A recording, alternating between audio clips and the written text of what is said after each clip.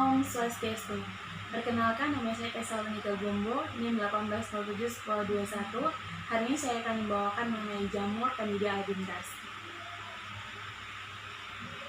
Berikut pokok bahasan yang akan saya bawakan hari ini dapat dilihat pada slide. Yang pertama, pendahuluan. Jamur Candida telah dikenal sejak abad ke-18 yang menyebabkan penyakit yang dihubungkan dengan higiene yang buruk. Nama Candida ini diperkenalkan pada International Microbiology Congress di New York pada tahun 1938 dan dibakukan pada 8th Botanical Congress di Paris pada tahun 1954. Baik, berikutnya adalah pengertian dari Candida albicans. Candida albicans ini merupakan bagian dari mikroba flora normal yang beradaptasi dengan baik untuk hidup pada manusia, terutama pada saluran cerna, urogenital, dan kulit. Candida albicans ini merupakan penyebab dari candidiasis yang terdapat di seluruh dunia. Candidiasis interdigitalis ini lebih sering terdapat di daerah tropis, sedangkan candidiasis kuku pada iklim dingin. Penyakit ini dapat mengenai semua umur, terutama bayi dan orang tua. 5-7 infeksi yang disebabkan Candida dapat berupa akut, subakut, atau kronis pada seluruh tubuh manusia. Candida albicans ini adalah monoklonal plagi dan organisme yang tumbuh baik pada suhu 25-30 derajat dan 35-37 derajat Celcius. Baik, selanjutnya adalah struktur dari Candida albicans. Candida albicans yaitu organisme yang memiliki dua wujud dan bentuk secara simultan atau dimorfik organisme.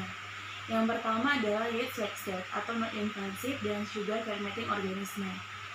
Yang kedua adalah fungal form yang memproduksi rod-like struktur seperti akar yang sangat panjang, rhizoid, dan dapat memasuki mukosa invasif. Dinding sel Candida dan juga Candida albicans ini bersifat dinamis dengan struktur berlapis, terdiri dari beberapa jenis karbohidrat berbeda, yaitu 80-90% dapat kita perhatikan pada gambar di sebelah kanan. Selanjutnya, morfologi dan pertumbuhan dari Candida albicans. Jamur Candida albicans ini tumbuh dengan cepat pada suhu 25-37 derajat Celcius pada media perbenihan sederhana sebagai sel oval dengan pembentukan tunas untuk memperbanyak diri, dan spora jamur disebut blastopora, sel ragi atau sel kamir.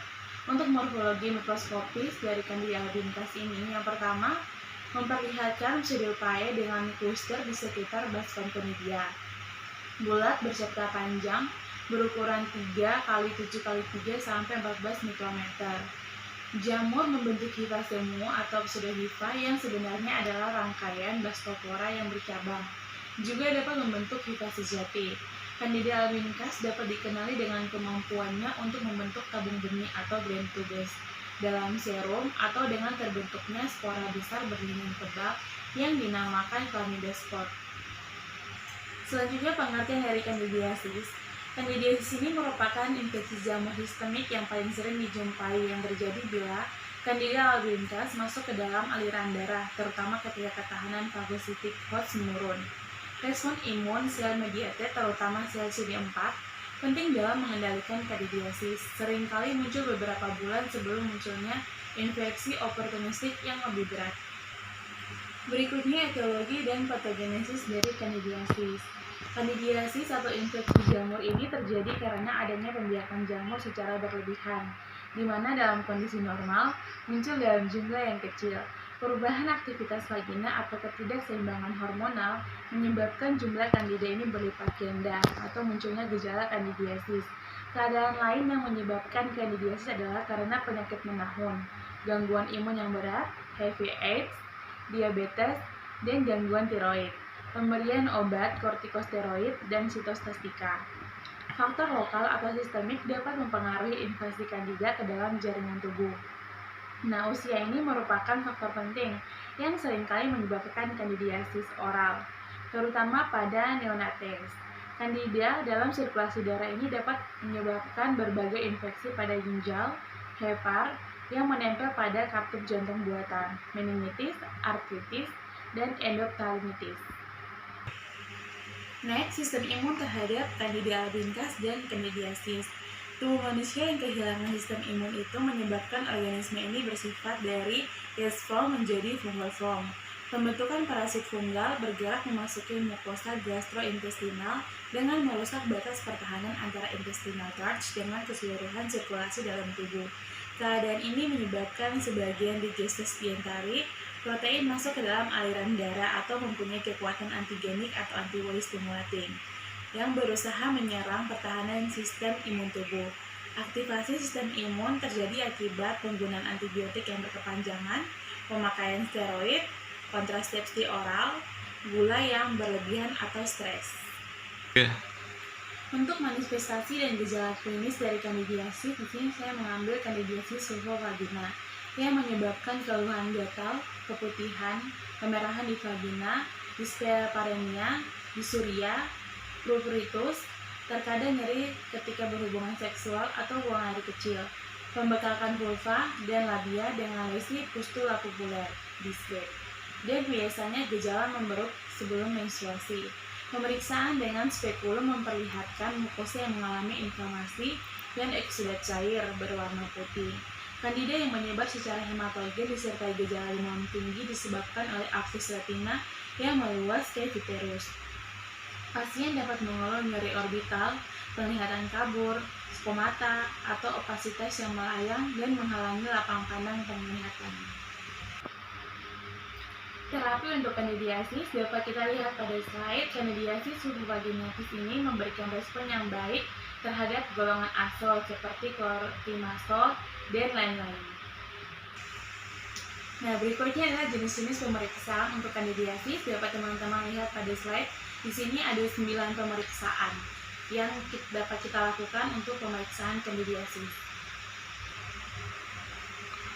Baik, di sini saya mengambil diagnosis kandidiasis dengan identifikasi Candida albicans dengan Cornmeal Candida agar. Nah, Cornmeal Candida agar ini berguna untuk membedakan spesies Candida albicans dengan Candida yang lain. Media ini memperlihatkan bentuk hifa, Dascotoconidia, Chlamydospores, dan Artonospores dengan jelas. Khusus pada Candida adalah untuk melihat bentuk Chlamydospores. Pemeriksaan ini juga dapat dilakukan kultur pada kaca objek atau slide kultur untuk melihat morfologi Candida albicans. Bercak koloni yang diduga sebagai Candida albicans ini ditanam pada media Cornmeal Candida dengan pH 7, kemudian diinkubasi pada suhu 37 derajat Celcius selama 48-72 jam. Pertumbuhan Candida pada media akan memperlihatkan bentuk Chlamydospore yang berukuran besar, sangat reaktif, dan berdinding tebal. Selanjutnya dapat teman-teman perhatikan pada gambar berikut ini, yaitu yang pertama gambar Chlamydospores yang membentuk gram tube baru. Selanjutnya gram tube itu mulai terbentuk dari hifa sejati, dapat dilihat pada anak panah di sebelah kanan. Baik, berikutnya kesimpulan dari Candida albicans. Candida albicans ini merupakan penyebab kandidiasis yang merupakan infeksi jamur dengan insiden tertinggi yang disebabkan oleh infeksi oportunistik. Jamur Candida ini tumbuh dengan cepat pada suhu 25-37 derajat Celcius pada media perbenihan sederhana sebagai sel oval dengan pembentukan tunas untuk memperbanyak diri, dan spora jamur disebut bastopora, sel ragi atau sel kamir. Faktor lokal atau sistemik ini dapat mempengaruhi invasi Candida ke dalam jaringan tubuh. Candida dalam sirkulasi darah dapat menimbulkan berbagai infeksi pada ginjal, hepar yang menempel pada katup jantung buatan, meningitis, artritis, dan endophthalmitis. Di sini terdapat 9 jenis pemeriksaan untuk kandidiasis, diantaranya menggunakan Cornmeal Candida agar yang berguna untuk membedakan spesies Candida albicans dengan Candida yang lain.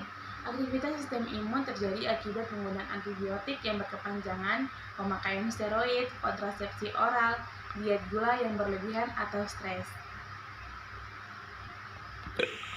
Sekian presentasi dari saya. Mohon maaf apabila ada kesalahan dalam penyampaian materi maupun pembuatan PPT ini. Saya tutup. Om Santi Om.